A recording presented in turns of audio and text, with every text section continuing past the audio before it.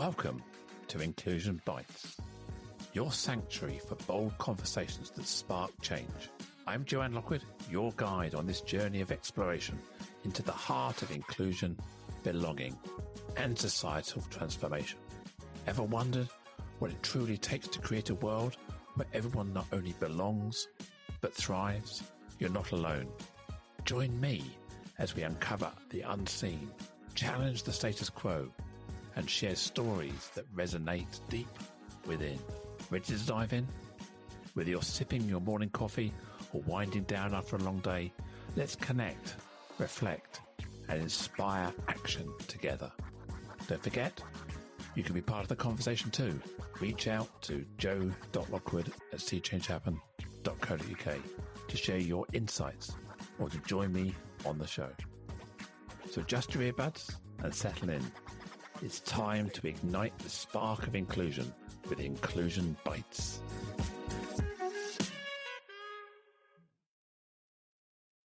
And today is episode 108 with the title From Resilience to Inspiration. And I have the absolute honor and privilege to welcome Paris Bartholomew. Paris is a speaker, writer, lecturer, and trainer. And when I asked Paris to describe her superpowers, she said empathy, love, compassion, and resilience. Hello, Paris. Welcome to the show. Hello, Joanne. Thank you so much for having me on the show. Really, it's such a pleasure to be here. It's an honor for me. I've read some of the background of the show notes, and I'm so looking forward to this conversation. So, yeah, welcome. Paris, from resilience to inspiration, tell me more about yourself. Well, I suppose it's worth mentioning that I am a lived experience speaker. So what that means is that I spent the majority of my childhood within the British care system. I went into care at the age of 6. And after multiple placements, we're talking 12 placements over a 13, 14 year period, I left local authority care at the age of 18 with my own flat, my own independence, my life ahead of me, but maybe not in a very solid place, maybe not in a very comfortable, loving place. And I suppose for me, it was about building identity, building resilience, learning how to interact with people and building trust with other humans, things that I think a lot of people develop from a very young age, but just due to the many moves that I had during my childhood, it just made for a very unstable, traumatic time growing up. So I'm just doing the maths here. So 6 to 18, 12 placements. You're effectively moving every year. Yeah. There were some placements that were 3 to 6 months long, and there were others that were just over a year. My longest placement was just under 2 years, and that was a large group home in Wanstead in East London. But the majority of my time, as you say, was very much very short periods of time in foster families, group homes, independent living projects, you name it. I've stayed in hotels longer than some of those placements. It must be, it's bad enough moving home where you have to pack and unpack and become familiar with not only where you're living, but the surroundings, the people around you. It really is destabilizing, isn't it? That kind of nomadic lifestyle. Absolutely. Very unstable. And I suppose when you're thinking about your childhood years and the things that you need to navigate naturally, like learning how to trust, learning how to build bonds, and learning how to give and receive love. These are just things that I unfortunately was never able to develop over the years as a child. So it was about navigating some of that as an adult. Can I ask how you entered the care system in the first place at the age of 6? How did that come about? Absolutely. Unfortunately, my birth mum was convicted of several accounts of abuse, so severe that it did end up in the local press. I was hospitalised for a couple of weeks for assessments, tests, and then released into an assessment centre, which, without revealing my age, which back in the 70s was a very, very different system to what we're looking at now. So an assessment centre back then was full of children who had varying levels of behavioural and emotional problems. Yeah, it was a very traumatic time. It was a very uncertain time. But one thing I would say is that when you're a child, you know no different. You only know your reality. So as traumatic as it was, I just got on with it because it was all I knew. So the person who was there to protect you, there to nurture you, there to be an example to you was the person causing you the pain and the distress. So when you were moving into the care system, you didn't come from a position of learnt love, if you like. You must have been very wary about people and contact, authority figures. Yeah. That's been really difficult for you as a young child. It was difficult. And I remember at the age of 6 when I entered care, I remember being quite distrustful generally and wary, but at the same time loving my mum, regardless of the fact that she did all these horrible things. I knew when she went into prison that she had done something wrong. And I think the difference between myself and I do believe that this is some of where the resilience came in, is that other adults that I've met as part of my work that were in the care system often blamed themselves for going into care. I didn't do that. I knew because of the conviction that it was very much something that was done to me that was wrong, something that was punishable, and something that was extremely traumatic. But what's interesting about trauma is that you don't fully experience it until you learn what it is. And at 6, 7, 10, I didn't know what it was. And I think it wasn't until I got to around 11, 12, when I'm socializing with friends at school, when I'm going to friends' homes for dinner, that's when you'll begin to realize that your life is very different to the average child in your school. So you must have been kind of considered a bit of an outsider, maybe mixing with people who are in quotes, stable family homes. Was there any distrust of you, or did people embrace you fully, if you like? Yeah, that's a good question, actually, because I think that people saw my life as actually quite advantageous in some ways. When you're a child, all you're thinking about is, oh, mum won't let me do this, or dad won't let me do that, or, I want this and I want that. And I think a lot of my friends looked at my life and saw some of the things that we would probably define as being quite superficial. I got pocket money every week. Some of my friends didn't. Some of my friends didn't have money to sort of buy things that they wanted to buy. In one of the large group homes, we used to have clothing allowance. And I don't know if you're old enough to remember a shop called C&A, but that was my, my regular allowance shop. And we'd go there with our allowance and I could choose what I wanted. And again, in some of the areas that I lived, which were very working class, quite a lot of poverty, quite a lot of socioeconomic factors that made for very impoverished circumstances. I went to school with children that couldn't afford new clothes. So as superficial as those things might be, if we think about the hierarchy of what we need as individuals, we need security, we need love, we need protection. I didn't have all of those things, but I did have some of the things that other children would look at. And so I was accepted in most of the arenas that I was in. Do you have siblings? Were you with anybody? I do. I have 2 sisters, but unfortunately, we weren't placed together. I'm the oldest of 3 girls, and both of my siblings went into care at different times. So my youngest sister, who's 11 years younger than me, was entering the system at the time when I was leaving the system. So lots of kind of separateness, but I was lucky enough to always know where they were. And I was a confident child, regardless of what was going on around the age of sort of 12, 13, 14. I was an outgoing child. I was a talkative child, and I very much wanted to represent myself. And I would camp outside social services office and say, I'm not moving until you tell me where my sister is. I was very, very demanding. And not easy. It wasn't easy for some of the families that I lived with. Didn't work out because I wasn't the sort of child that was able to assimilate well into a family because I just didn't have the things that I needed to understand how to give and receive love. How did that manifest? Was it frustration, anger, disruptive behavior, that kind of things, was it? It was some of that. Some of it was over compliance. So it was extremes. You know, I remember, for example, I lived in a white family in the area near Margate, seaside town. I was the only black child in the school. I was the only child in that family.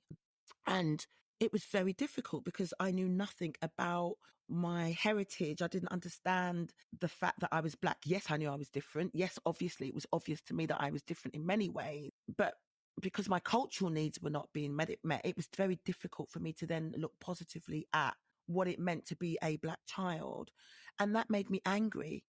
And that anger did manifest as bad behavior, as aggressive behavior.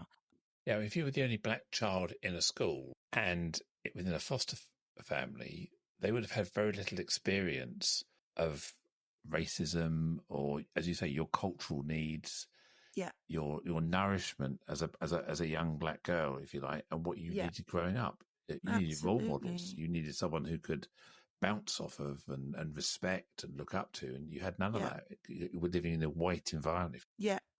Absolutely. You've hit the nail on the head around the lack of role models, because that was something that I found a bit later on was very helpful in the formation of my identity and understanding culturally, racially, ethnically what I was about.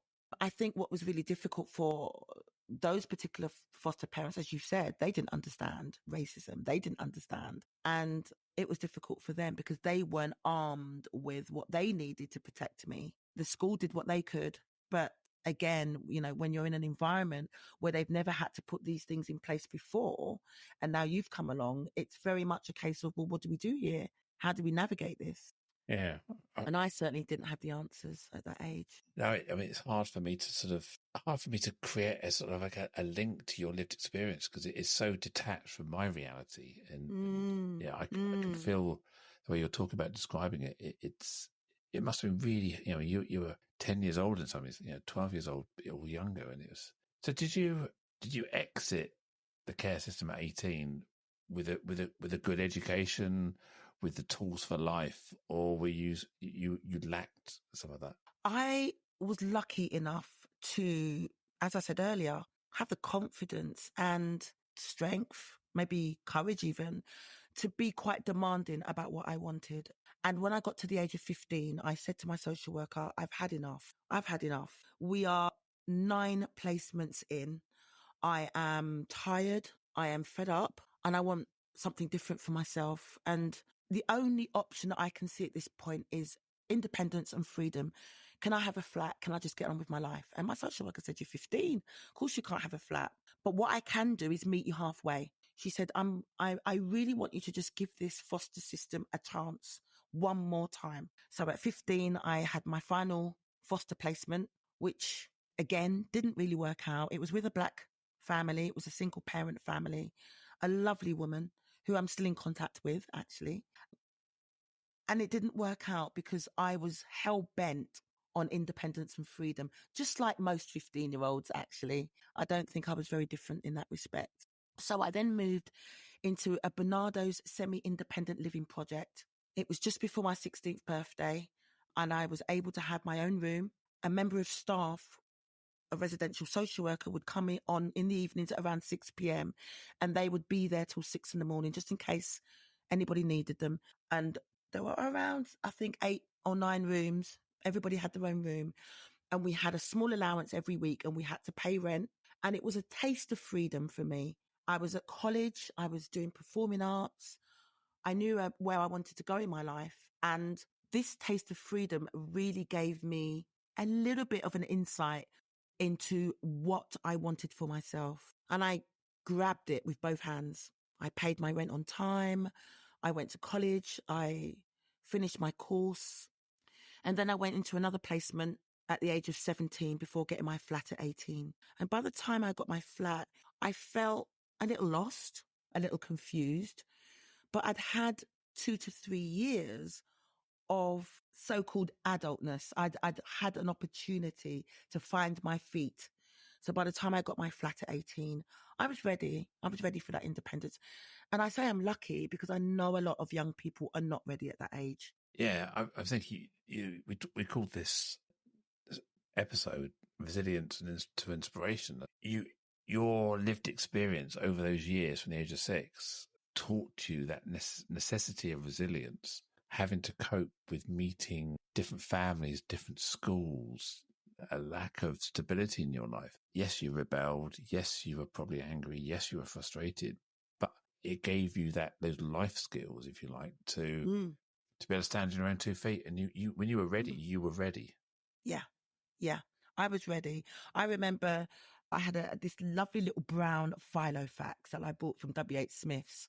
I got it out of my pocket money and I was probably not even 15 at the time. And I had these lists that were all color coded and they were all about what I wanted for myself. It was like a plan. It was almost like a sort of a life plan. And it was about where I wanted to be. And as much as I was angry, as much as I was hurt, as much as I felt quite sorry for myself in some ways, I also had hope. And I never lost that little bit of hope that my life would get better as long as I was in the driving seat. Because I, for many years, felt that there was very little control over where I went, when I went, and who I went with. That sense of control was really important for me because it just meant that I could begin building my identity, building all the things that I felt that was lacking. Statistically, people who are care leavers tend not to succeed in life, enter maybe the prison system or homelessness or joblessness. Or how did you break that cycle of the contextual expectation of who you are? Because you must have had challenges where you were seeking employment or whatever it may be. Yeah. Where you had that lived experience, people maybe would have had some prejudice against you, a mistrust maybe. Absolutely. And I learned from a very early age that there were times to tell the truth and there were times where you maybe needed to be creative with the truth. And I didn't always say that I was care experienced. Sometimes I didn't need to, but sometimes I was able to use that to my advantage. So when I applied to do my first degree and there was an element of social work within the degree, it was a combined degree of social work teaching. I used my care experience because they said, well, you need to be 21 to come onto this course. And I was 19 going on 20. And I said, okay, I'm not 21, but I can explain to you how I have got more experience than your average 21-year-old. My life experience up until this point is probably a bit more than the average 21-year-old. And I was very open about my care experience at that interview for my degree. And I got onto that course and I was the youngest person on the course and qualified with a first degree and then went on to do a master's in psychology, philosophy combined. And I enjoyed learning. I enjoyed education. When I was a child, books were my escape. Books were my way of escaping the reality of my existence. I used books as a way of forgetting the traumatic environment that I was in and almost transporting myself into the characters in the books. And for that reason, learning was fun because I enjoyed reading and I enjoyed acquiring knowledge. And I was a curious child. You mentioned at the beginning about your queerness. Mm. You know, we start to form our identity at the age of 6 or 7, don't we? So right at the age you were going through the trauma with your mum, you had started to kind of discover who you are or think about who you are. And this would have been, without aging you, this would have been the 70s and the 80s. And it wasn't an easy time to be queer in the 70s and 80s and in the care system and without role models and being with white families as a black woman. How did you find that queerness came out, or was it suppressed until you were 18?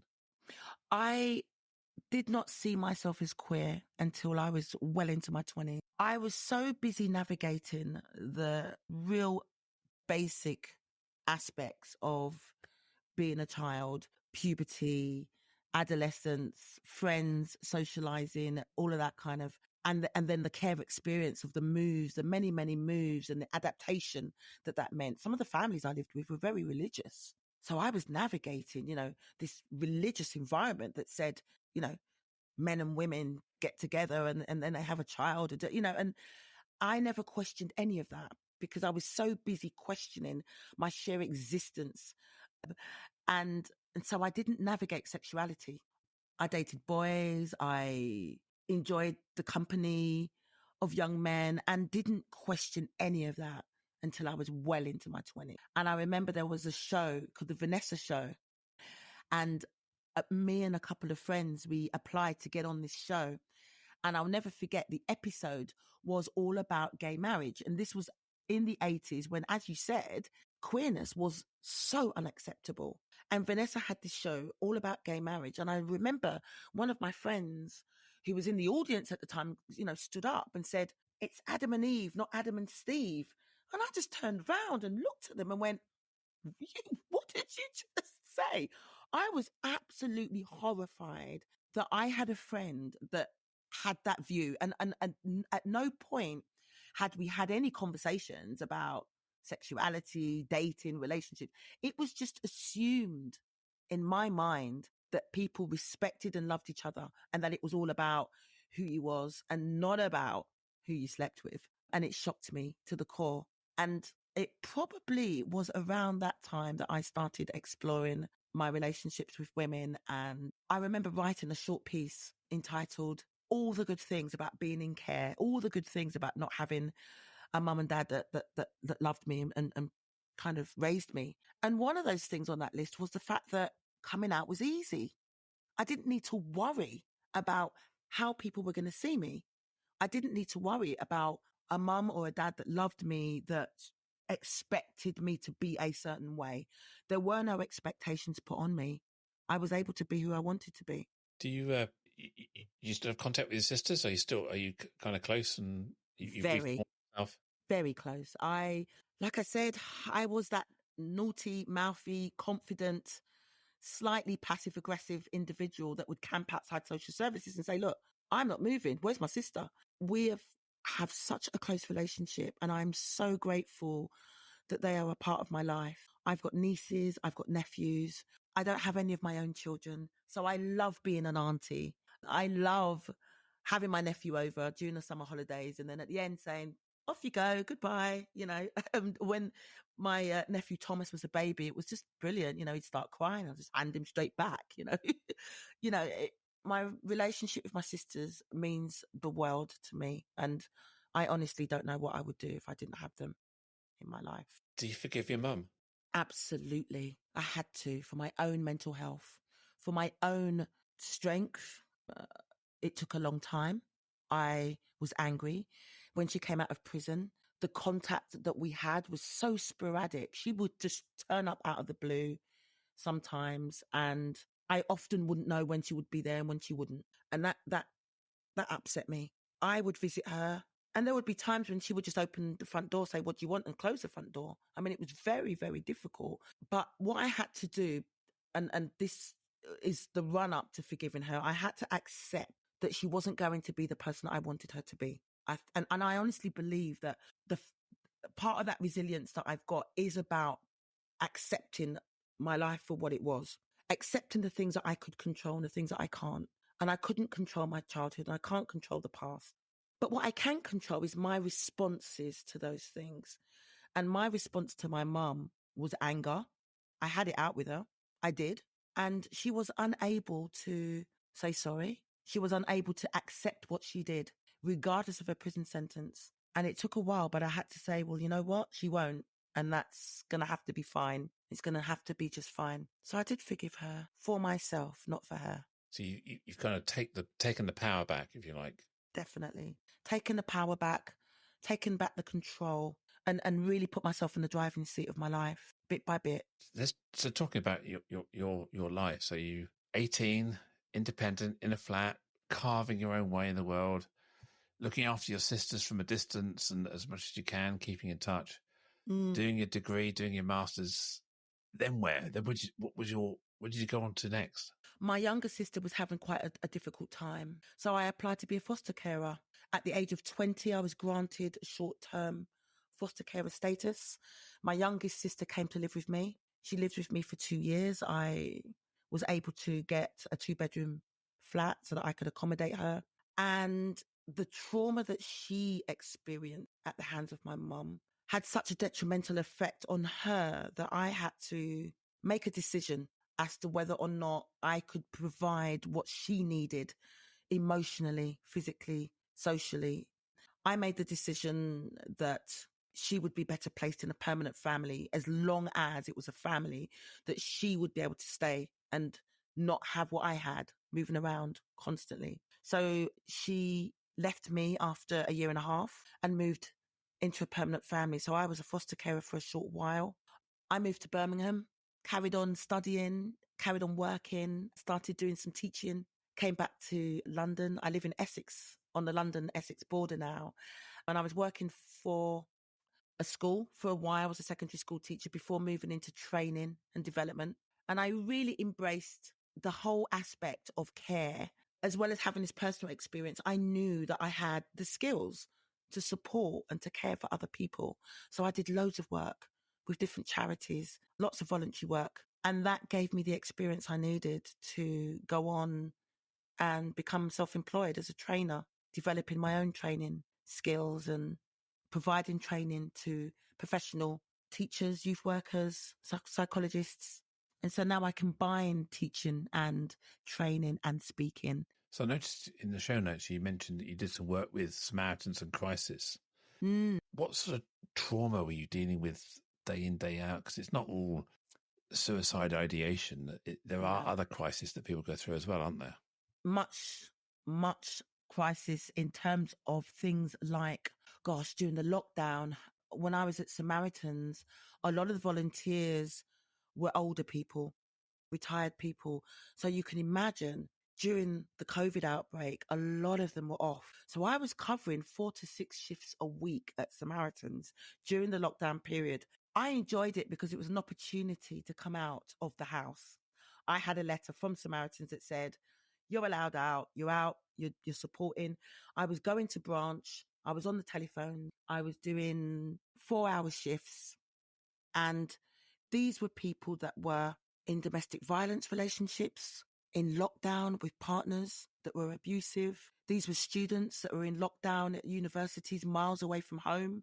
These were people who were in prison, who were calling Samaritans for support because they weren't allowed outside of their cells. It was such a traumatic time for many, many people. And I'm just happy that I was able to provide that little bit of support. As you said, majority of the people that called us during that time did not have suicide ideation. These were people that were lonely, that were stressed, that were really having a difficult time.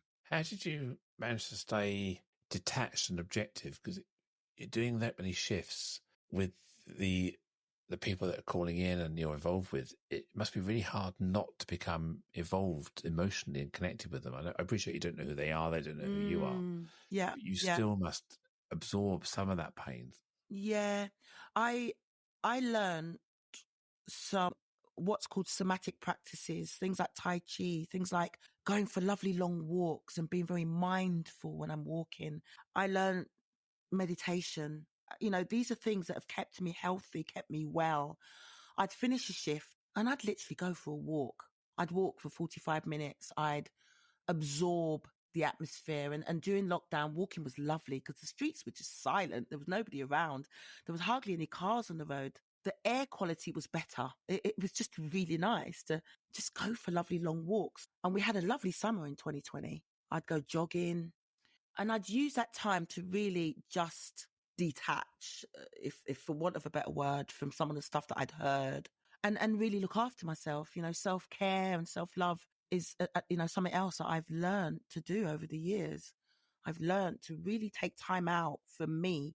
And in 2007, I was diagnosed with PTSD and I had some sessions of a therapy called EMDR.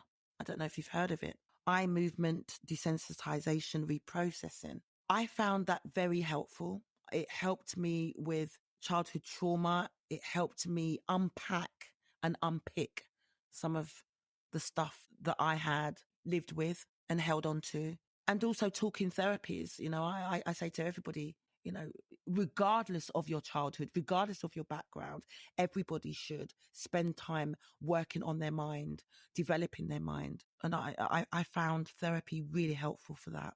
Yeah, the world's moved on a lot since you were 6, and I was guessing I would have been 13 or 14 when you were 6, I guess. So that, without saying my age, the world's moved on a lot since the 70s and 80s, but it's still not great for many people. Yeah, I notice you do. You're working in a professional speaker, you're a trainer, and you work in communities and support people. What are the challenges that you see in the world at the moment, from a London, UK queer black woman perspective?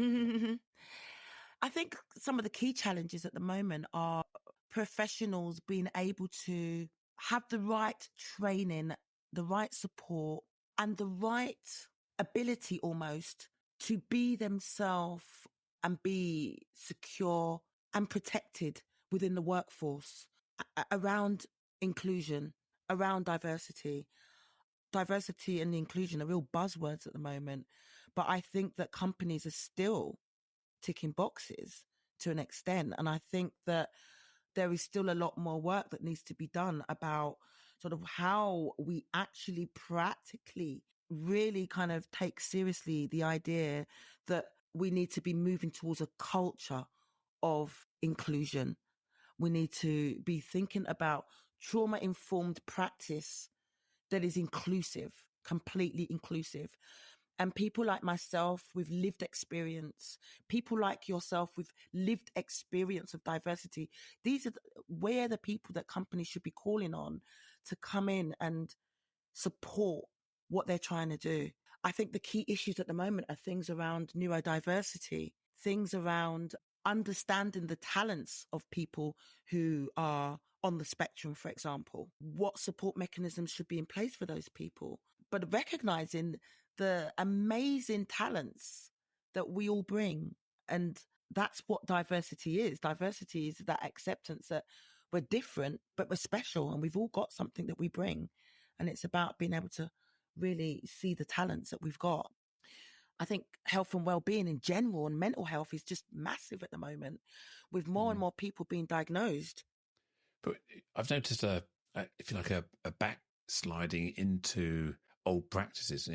During lockdown, during COVID, everybody was throwing money at mental health, mental wealth, these well-being initiatives. But there seems to be, I don't know if it's the financial crisis, if we're in one of those, whatever you want to call it, cost of living. Companies are not investing anymore in these well-being or EDI programs. We're seeing EDI teams being laid off, training budgets, awareness budgets, initiatives being cut back. People are being forced back into the office, which for many people who have hidden disabilities or accessibility needs, they were able to thrive in their remote home or local cafe or wherever they were working. Yeah. And now all those things we learned, because I remember we all said, we've now learned we can do this from home. And it's almost like people are now forgetting again, saying, well, we had to go to the office. It's like, to me, it's crazy that we're not being person-centric and looking at individuals' best needs to align with the company. And absolutely, you must see a lot of that challenge from the work you do. Absolutely. I'm seeing that daily. And as you say, it's absurd because we should have learned, surely we should have learned from this. When people are stressed, they take time off work. Time off work is costing the company a hell of a lot more than allowing somebody to work from home. It makes no sense that companies are not, for example, rolling out things like mental health first aid. To have a mental health first aider within your company that can spot the early signs of vicarious trauma, burnout, stress in terms of, pressure before it turns into depression and isolation. And, these are all things that are going to cost or are costing the NHS and companies billions of pounds. Do you think there's a pushback from, let's just use the nebulous term, people with privilege, let's say it like that, however you want to describe those people, feeling that we're bending over backwards with wokeism, if you like, or giving people the opportunities that they never had? Hang on a minute, I've had to work hard. Surely they can get off their backside and work hard and succeed anyway. why do I need to give my time and effort or money to help them? So there's a lot of pushback, isn't there? There is a lot of pushback. And I'm lucky because as a Black female, and I present myself at companies and we're talking about things like equality and we're talking about things like inclusion, sometimes there can be a sense that people sometimes want to just say what they think you want to hear. But maybe it's my psychology degree. I don't know if it's my background or just a natural aptitude. I have the ability of allowing or getting people to open up and be quite open and honest and frank about their difficulties in this area, because I go in with a very non-judgmental approach. And I say to companies, this is not about saying you're doing this wrong. This is not about pointing a finger and saying white privilege this and white privilege that. It's about acknowledging that, yes, people are privileged, but they don't always ask for that privilege in the same way that I didn't ask to be Black, female and queer. So someone gave rather you that than gift without asking, didn't they? Without asking, exactly. It's a gift that I've acquired. And so in the same way that you've acquired that gift, it's about looking at, well, what do we do with these gifts? And people are open and honest and they say, we have very few people from XYZ group in our company. It's not our fault. We've not recruited those people. And if they're not able to do the job that we want them to do, then why would we recruit them? Comments like that, kind of makes you sort of very aware of the fact that there's so much more that can be done. But there is that push. There is that push. And there is a sense of, we've done enough. Why should we be doing more? We live in this echo chamber, though, don't we? You and I and many others in the same sort of field as us, in this echo chamber where we talk about this stuff all the time. For us, it feels so obvious. But if you're not in the HR, EDI, D&I space, then a lot of these conversations are alien, and people are so scared of getting it wrong, saying the wrong thing. They don't understand. They'd rather flick the football on than watch a documentary on making the world a better place sometimes. Yeah. How do we persuade people to show an interest without our big stick? Because big sticks never work. It's how do we create that attraction to finding out? I think you've already answered that question in some ways, Joanne, because I think that, as you've mentioned, one of the things that makes it difficult for a lot of these individuals is fear of getting it wrong, fear of saying it wrong. And I think the more people like you and I go in and say, well, look, we're not here to point a finger. We're not here to judge you getting it wrong. We want you to make mistakes because actually that's how you learn. But let's look at what we can do to support you moving this forward. And I think the answer is collaborating with the people that know, the people that have experienced it, like you and I, the people that have that lived experience of inequality. We're the best people to go in and say, well, actually, these are the things that you're doing, but there's a lot more that can be done. There needs to be a culture of inclusion. Those difficult conversations don't need to be had once in 3 years because you're looking at updating your policy and procedures. Those are conversations that can be had every other team meeting. Put it on the agenda and let's create a space where all of your workers who are from those diverse groups or not can input and say, well, what have you thought of this? Have you thought of that? Open up discussions, give people an opportunity to share their ideas anonymously even. But people need to break down that fear barrier. And it is fear. It really is fear. Yeah, I was just thinking as you're saying that, no child ever learnt to walk without falling over. So you need to learn what falling over feels like in order to know not to do it, or especially maybe on concrete or something like that. So you see many little children, they're running off and then they tumble and fall over. Yeah. You have to learn that your legs only move so fast, and you've got balance and you've got rhythm and all these things. Yeah. But if you just learn to walk without those, you'd never know the fear of failure or the fear of getting it wrong. So you have to learn. We learn by making mistakes, and we learn how to correct. Yeah. And so I think we need to create these safe spaces, don't we, where people can, with respect, obviously, make mistakes, learn, be able to talk to each other, to understand lived experience and why it matters. And we start hearing stories, and I'm a great believer in the power of stories, because as a species, growing up in caves, growing up in our prehistory, if you like, the only way we had to remember was stories, which we handed down, painted pictures on cave walls or whatever it was, or etched in tablets to form rudimentary language. But the stories are our historical communication. And I visited Iceland some 10, 15, 20 years ago, and they love their sagas. And it's all about the ancient Icelandic people telling these sagas, and they're very well known and remembered storytellers or saga tellers that are books and publishing. I'm a great believer that we need to have these conversations. We need to talk to each other. We need to share this and hand it down to generations so that each generation doesn't start from scratch. They build on the lessons of the past. Absolutely. And storytelling is amazing because it allows people to share parts of themselves. It allows people to really connect and engage. And it is all about connections because we don't do these things in isolation. And as you've said, storytelling there's nothing new about it. This is something that has happened for centuries. But I think that a sense of community is somewhat lost. And storytelling is something that brings communities together.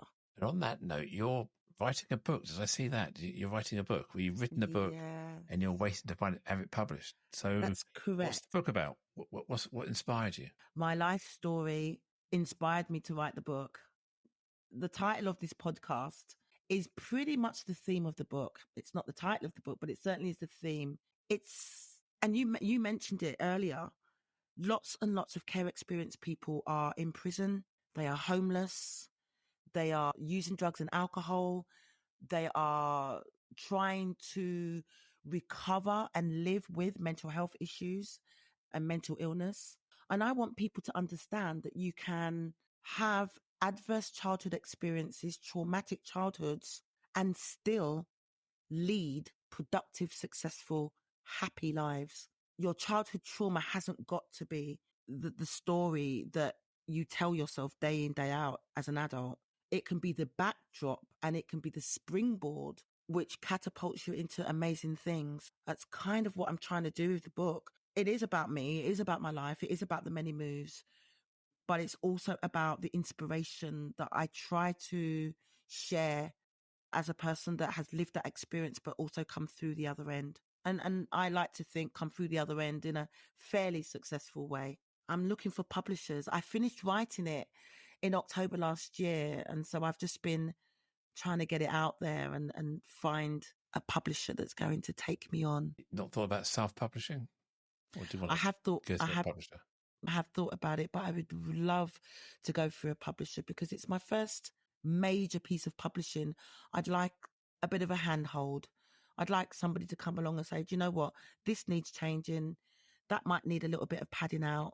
I'm quite happy to do that. I'm not precious about it because it's a learning process. Well, I wish you luck with getting it published because I really want to read it. I really want to hear your life. And I think it'd be even more amazing to get the audio version and you narrating it so I can actually hear your words telling your story. That would be so powerful to hear those words. Great idea. Love an audiobook.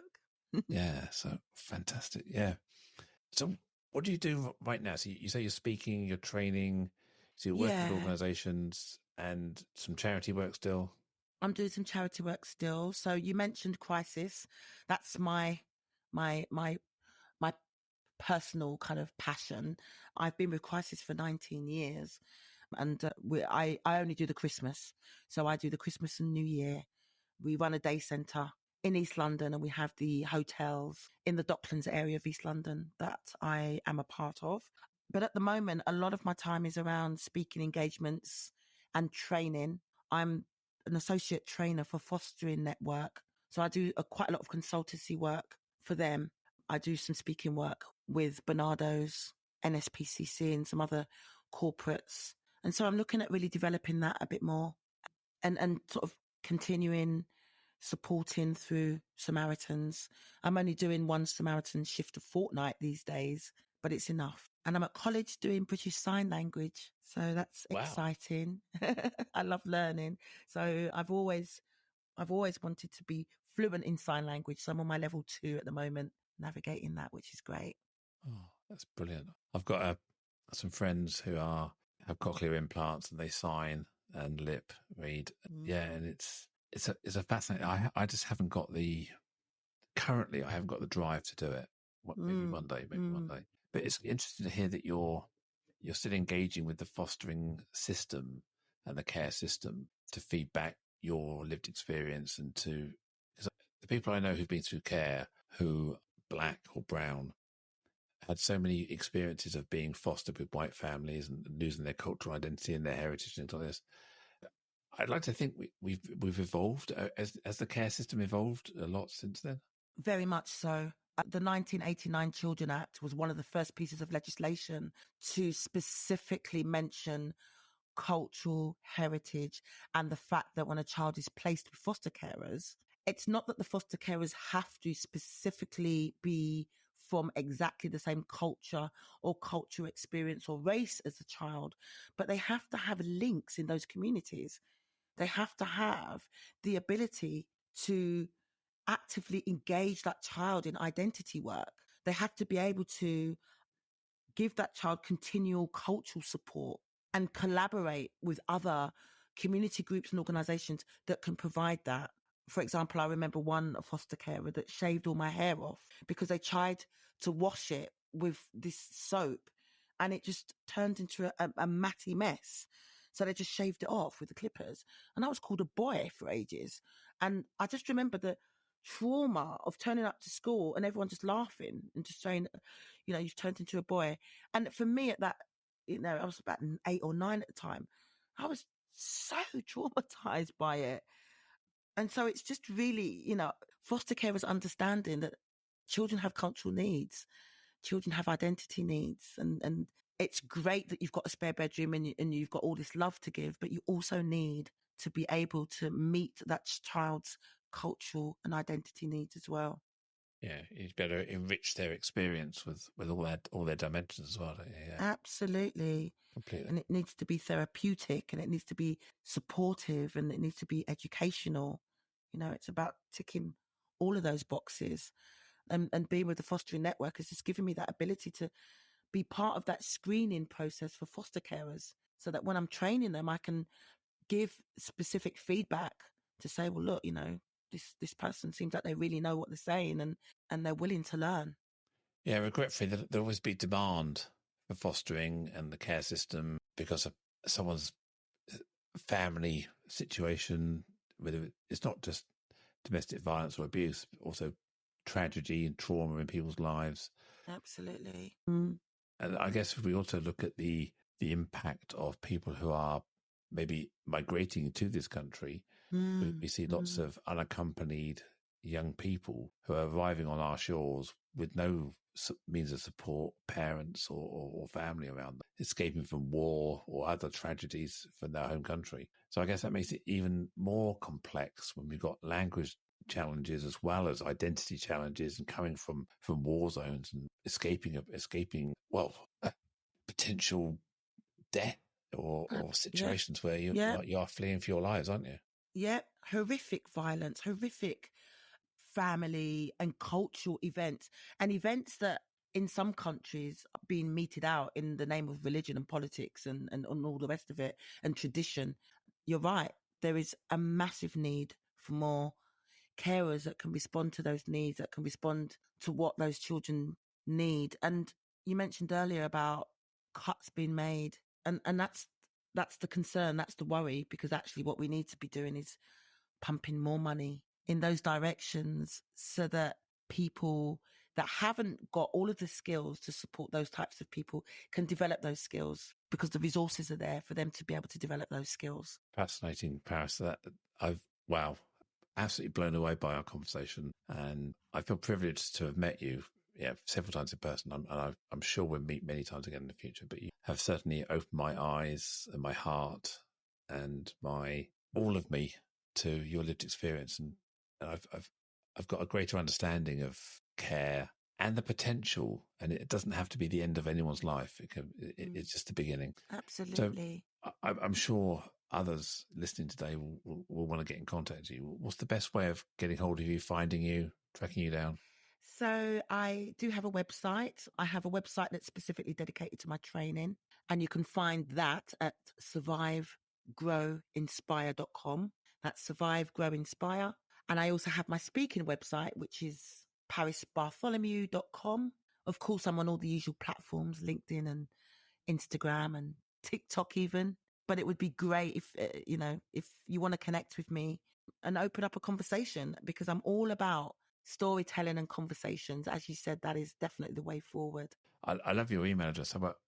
It's Paris, not the city. And I thought that was great. Paris, not the city, not the hotel. Not the hotel. Definitely not the city. Definitely not the person. Yeah, just absolutely. Paris the Bartholomew. That's the one. That's the one. So yes, email at parisnotthecity@gmail.com. It's been such a pleasure having a conversation with you, Joanne. It's just been really nice just talking about inclusion from my perspective and reflecting on some of those experiences that I've had as well. Thank you so much for having me. Absolute pleasure. As we bring this conversation to a close, I want to express my deepest gratitude to you, our listener, for lending your ear and heart to the cause of inclusion. If today's discussion struck a chord, consider subscribing to Inclusion Bites and become part of our ever-growing community, driving real change. Share this journey with friends, family and colleagues. Let's amplify the voices that matter. Got thoughts, stories, or a vision to share? I'm all ears. Reach out to joe.lockwood@seechangehappen.co.uk and let's make your voice heard. Until next time, this is Joanne Lockwood, signing off with a promise to return with more enriching narratives that challenge, inspire, and unite us all. Here's to fostering a more inclusive world, one episode at a time. Catch you on the next bite.